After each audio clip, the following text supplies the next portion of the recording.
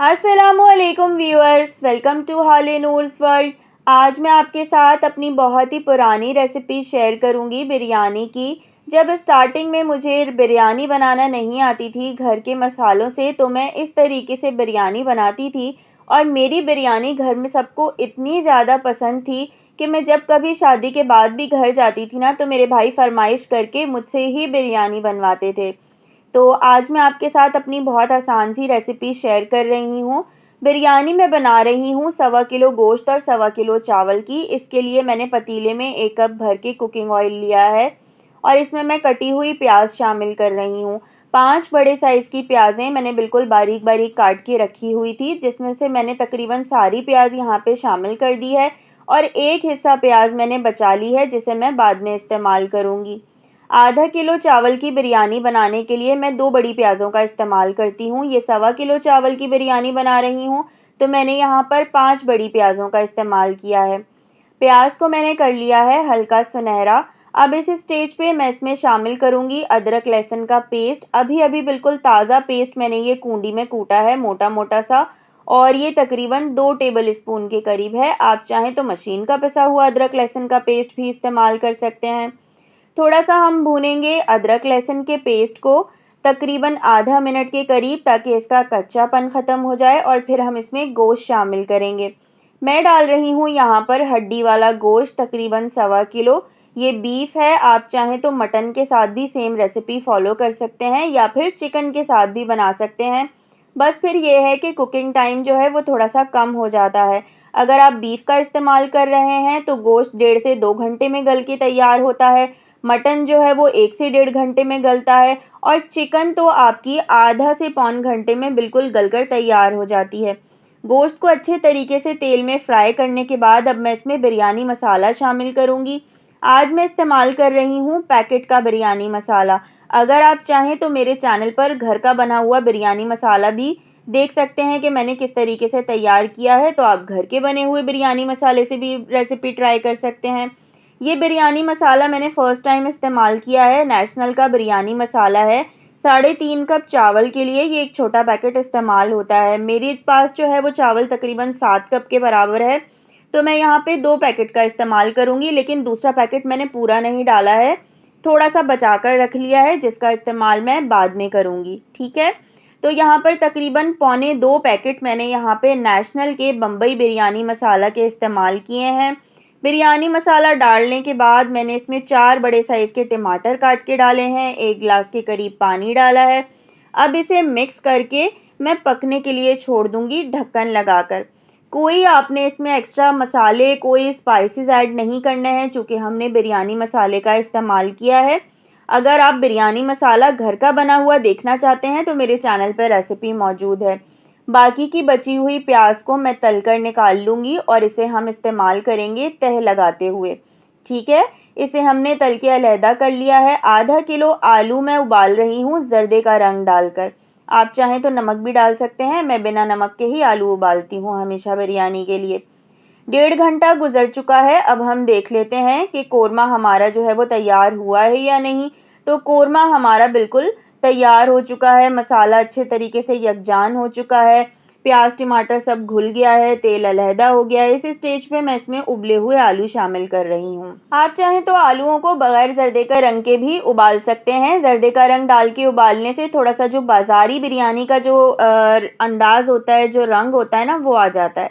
बाज़ार में अमूमन आलू इसी तरीके से उबाले जाते हैं। बस अब हमारा कोरमा तैयार हो चुका है। चूल्हा बंद करके मैंने इसे साइड पे रख दिया है। चावलों के लिए पानी उबलने के लिए रख रही हूँ, कुछ खड़े गरम मसाले शामिल करके।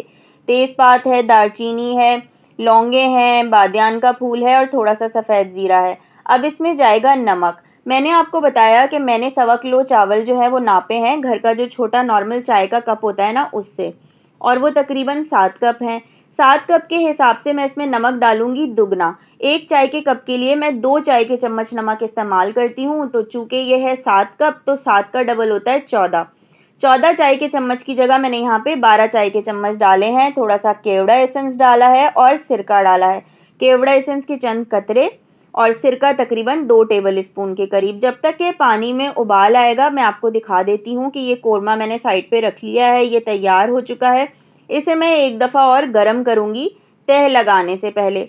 अच्छा, कोरमे में आपने क्या करना है कि जब कोरमा आपका मुकम्मल तैयार हो जाएगा ना बिरयानी का, तो फिर आपने इसमें केवड़ा वाटर या फिर केवड़ा एसेंस डालना है। अगर केवड़ा एसेंस डाल रहे हैं तो 2-3 कतरे डालिएगा। चूँकि मेरे पास केवड़ा वाटर है तो मैं इसके 2 टेबल स्पून भर के इसमें शामिल कर रही हूँ और बस अब मैं इसे ढककर छोड़ दूँगी। जब बिरयानी में तह लगानी होगी ना तो मैं एक दफ़ा कोरमे को दोबारा से गरम कर लूँगी। अच्छा, आपको मैं एक चीज़ और बताती चलूँ, बिरयानी के साथ हम रायता तैयार करते हैं, सब्ज़ रायता, जिसमें हम हरी चटनी पीसते हैं, हरा धनिया, पुदीना, लहसुन, साबुत सुर्ख मिर्च, सफ़ेद ज़ीरा वगैरह डालकर ना। तो वो हरी चटनी मैं क्या करती हूँ कि दही में मिक्स कर लेती हूँ। आधी मैंने जो है वो रायते में मिक्स करके रायता बना दिया है, थोड़ी-सी मैंने इसमें मिक्स कर ली है, तकरीबन 1 टेबल स्पून के करीब, ये आधा पाव दही है। इस आधा पाव दही में मैंने वो हरी चटनी मिक्स की है। आप भी करके देखिएगा, बहुत ज़बरदस्त फ्लेवर आता है। हरा धनिया, पुदीना, हरी मिर्च, लहसुन, ज़ीरा और साबुत सुर्ख मिर्च की चटनी 1 टेबल स्पून मैंने दही में मिक्स करके रख ली है। तली हुई प्याज, हरा धनिया, पुदीना और हरी मिर्चें भी मैंने तह के लिए काट ली हैं, थोड़ा-थोड़ा सा काट लें। हरा धनिया और पुदीना डंडियों समेत काटिएगा, बहुत अच्छा अरोमा निकल कर आता है, खुशबू लाजवाब आती है। डंडियाँ बिल्कुल भी ज़ाया नहीं कीजिएगा। 1.25 किलो चावल मैंने पहले से भिगोकर रख दिया था। अगर सेला चावल है तो 3 घंटा पहले भिगोकर रखिएगा और अगर बासमती चावल है तो आधा घंटा पहले भिगोकर रखिएगा, ठीक है? आप चाहें तो 1.25 किलो चावल के साथ 1.25 किलो से बढ़ता हुआ यानी कि 1.5 किलो गोश्त भी ले सकते हैं, आपकी अपनी मर्ज़ी है। अच्छा, इतनी देर में पानी में उबाल आ गया। जैसे ही पानी में उबाल आया तो मैंने पहले से भीगे हुए चावल इसमें शामिल कर दिए हैं, ठीक है? आपने जो चावल भिगोकर रखे थे पहले से, उनको आप इसमें शामिल कर दें। शामिल करने के बाद अब हम तेज़ आंच पर इन चावलों को उबलने के लिए छोड़ देंगे। जितनी देर में हमारा एक काम हो रहा होता है ना, हम दूसरा काम निपटा लेते हैं, तो साथ के साथ सारे काम हो जाते हैं, पहले से कुछ भी करके रखने की ज़रूरत पेश नहीं आती है। अब जितनी देर में हमारे इसमें पानी में उबाल आएगा, हम इंतज़ार करेंगे और देखेंगे कि चावलों को हमें इतना उबालना है कि सिर्फ़ एक कन्नी बाकी रह जाए। जब चावल आपके उबल जाएं तो फिर आप पानी निथार दें और चावलों को स्ट्रेनर में रख लें। तो मैं अब आपको चावल निथारने के बाद जो है वो दिखा रही हूँ। थोड़े से चावल मैंने पतीले में ही छोड़ दिए हैं। अब हम लगाएंगे तह। कोरमा मैं एक दफ़ा फिर से गरम कर चुकी हूँ और अब मैं इसकी तह लगाऊंगी। हर कोई अपने अपने अंदाज से तह लगाता है। काफ़ी लोग ऐसा करते हैं कि सारा कोरमा एक साथ तह में लगा देते हैं, सबसे नीचे वाली, और फिर उसके ऊपर सारे चावल एक साथ डाल देते हैं, जैसे कि अमूमन केटरिंग वाले या पकवान वाले करते हैं। तो कोई भी तरीका आप इख्तियार कर रहे हैं अपनी मर्ज़ी से, जो भी आपको आसान लगता है, सब सही है, कुछ भी गलत नहीं है। तो जो तरीका आपको तह लगाने का आसान लगता है आप वो फॉलो कर सकते हैं। मैं मुख्तलिफ़ तरीके जो है वो इस्तेमाल करती हूँ, कभी किसी तरीके से बनाती हूँ, कभी किसी तरीके से बनाती हूँ। आज मैंने सबसे पहले चावलों की तह लगाई है, उसके ऊपर कोरमे की तह लगाई है। अब मैं डाल रही हूँ हरा मसाला, जिसमें हरा धनिया, पुदीना, हरी मिर्चें हैं और तली हुई प्याज भी डाली है मैंने। दोबारा से अब मैं इसके ऊपर डालूंगी चावल, लेकिन उससे पहले जो मैंने रायता बनाया हुआ था ना, उसमें मैंने शामिल कर दिया है बचा हुआ बिरयानी मसाला। स्टार्टिंग में मैंने आपको बताया था ना कि मैंने थोड़ा सा बिरयानी मसाला बचा के रखा हुआ है। वो बिरयानी मसाला अब मैंने इसमें रायते में शामिल किया है और ये दही जो है, हरी चटनी और बिरयानी मसाले वाला, ये भी मैंने तह में लगा दिया है। थोड़ा सा जर्दे का रंग डालेंगे हम, ताकि हमारी बिरयानी में कलर जो है वो बहुत अच्छा सा निकल कर आए। दोबारा से ऊपर मैं लगा रही हूँ इसके चावलों की तह। आप यकीन करें, बिरयानी इतनी खुश रंग, खुश शक्ल और खुश जायका बन के तैयार होती है ना कि आपका दिल खुश हो जाएगा।